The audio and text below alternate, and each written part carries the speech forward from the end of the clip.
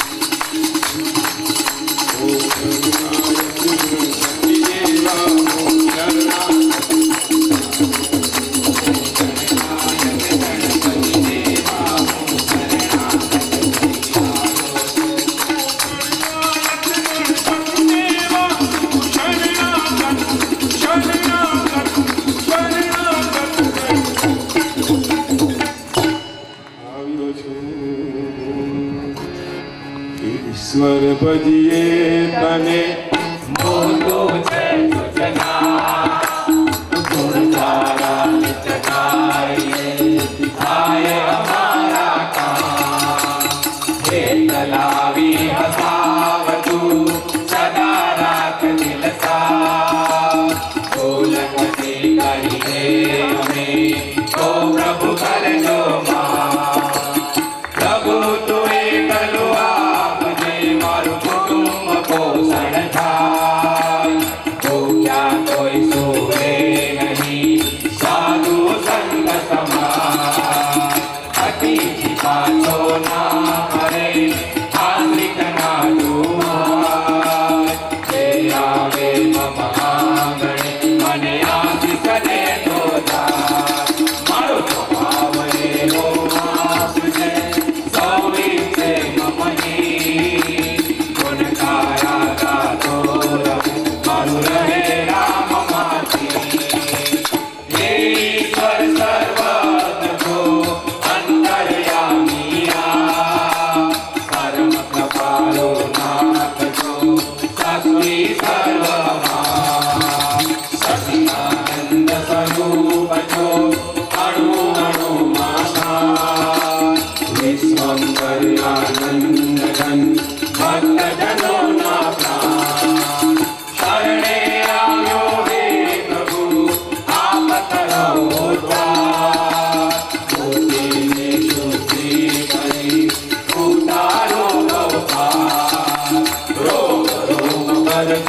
प्रभु भावतनो गणकार रसना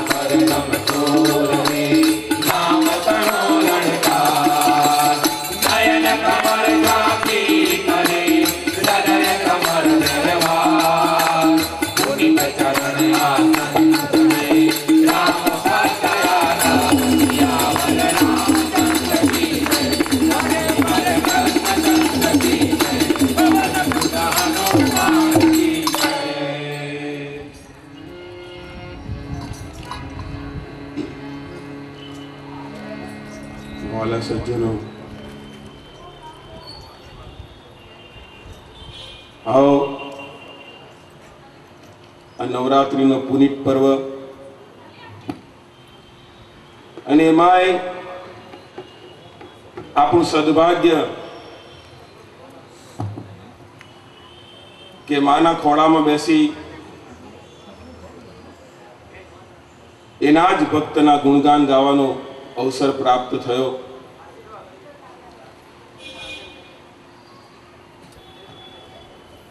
આ સ્થાન,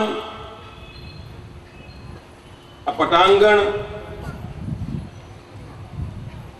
એને જેવું તેવું ના કહી શકાય. શ્રદ્ધા, ભક્તિ અને ભાવ, આ ત્રણનો ત્રિવેણી સંગમ એટલે માનો ખોળો.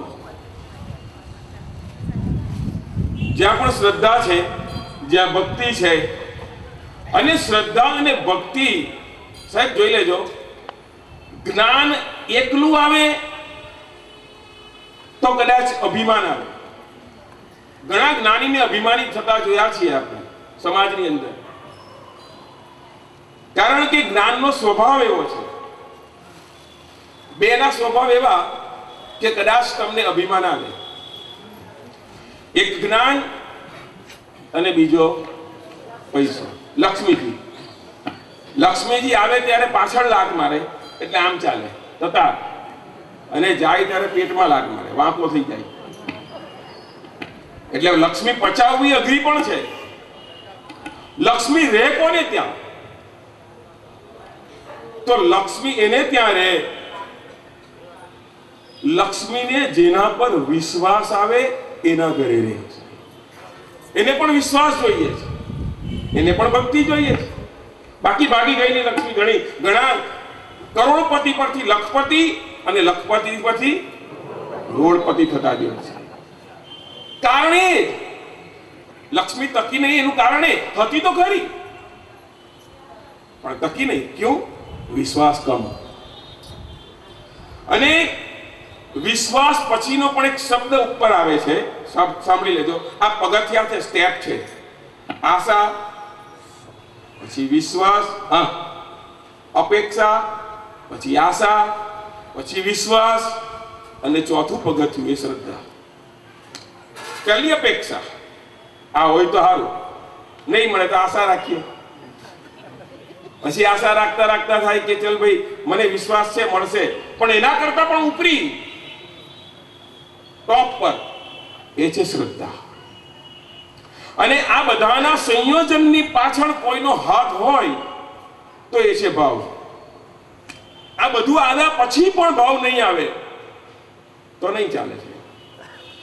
ભાવથી આપેલું એક ગ્લાસ પાણીનું પ્યાલું એ આખા દિવસના ભોજન બરાબર છે. ભાવથી આપેલું હોય છે.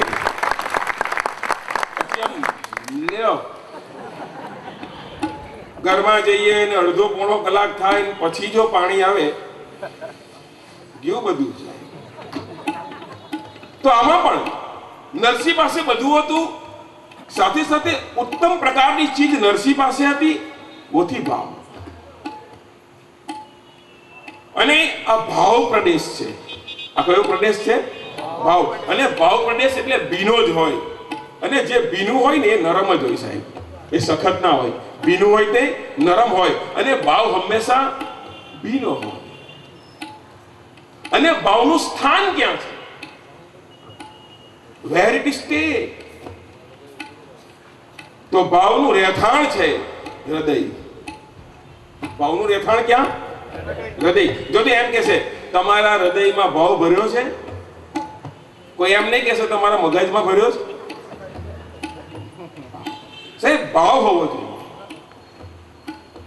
આનાથી એકદમ વિપરીત પરિસ્થિતિની અંદર વાત કરું તો ભાવ બહુ જરૂરી, પણ ક્યારેક ક્યારેક ભાવનું પ્રદર્શન થતું હોય છે. ભાવનું પ્રદર્શન થતું હોય છે, એ સમાજને માટે નુકસાનકારક છે. આજે જ પત્રકારો આવ્યા હતા, એની સાથે આ જ ચર્ચા કરી કે ભાઈ આપણને પહેલા વાત ત્યાંથી શરૂ કરું કે ડોંગરે બાપા કહેતા, ડોંગરે મહારાજ, પૂજ્ય ડોંગરે મહારાજ એ કહેતા કે માનવ સેવા એ જ માધવ સેવા. જો સાહેબ, રામ ભક્તે પણ એક ભજનમાં લખ્યું છે કે યુગ બદલાયો, હવે યુગ બદલાયો તો પછી ત્યાગી દો ખોટી રસમ, યુગની સાથે જીવતા શીખી જાઓ. આ ભજનીકો પણ કહે છે, આ ભગતો પણ કહે છે. તો યુગની સાથે જીવવાનું કેમ?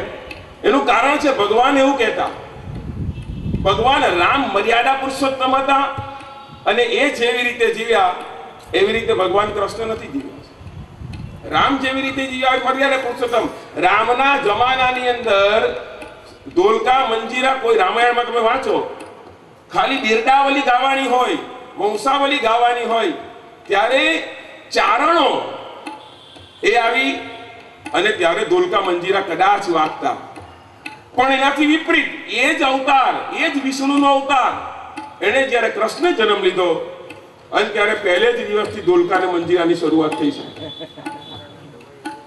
તો એનો અર્થ એવો છે કે જેવો યુગ એવી રીતે જીવતા શીખો, જેવો દેશ તેવો દેશ. આજના જમાનાની અંદર, અત્યારના જમાનાની અંદર વધારેમાં વધારે જરૂરી છે ભક્તિની સાથોસાથ માનવ સેવા. ભક્તિની સાથોસાથ હારોહાર ચાલવું જોઈએ સાહેબ. એ બે પલ્લામાંથી એક પણ પલ્લું ઉતરતું નહીં હોવું જોઈએ. ભક્તિની હારોહાર ચાલે માનવ સેવા, કારણ કે જરૂરિયાત છે. હવે આ માનવ સેવાની અંદર પણ જ્યાં ભાવ ઉમેરાય, ભજનની અંદર પણ જ્યાં ભાવ ઉમેરાય, ભક્તિની અંદર પણ જ્યાં ભાવ ઉમેરાય, ત્યાં ભગવાનને બિરાજવાનું મન થાય સાહેબ.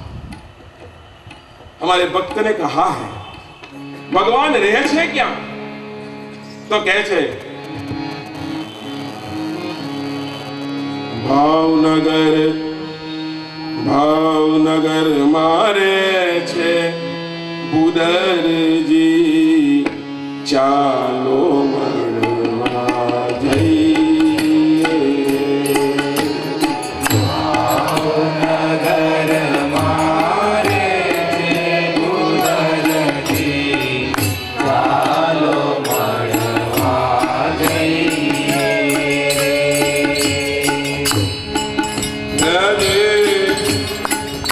આ ભાવનગર એટલે કયું? સૌરાષ્ટ્ર વાળું નહીં, અહીંયા રહે છે આ ભાવનગરમાં, અંદર રહે. બાર ફાફા મારવાનો પ્રયત્ન નહીં કરતા સાહેબ.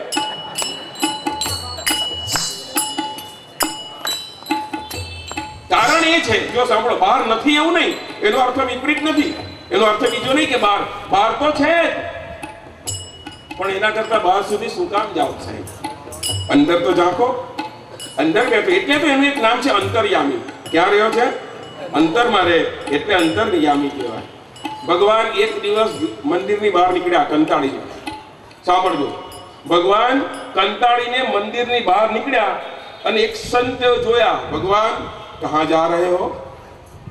કંટાળી ગયો છું કે સવારે 4 વાગ્યાથી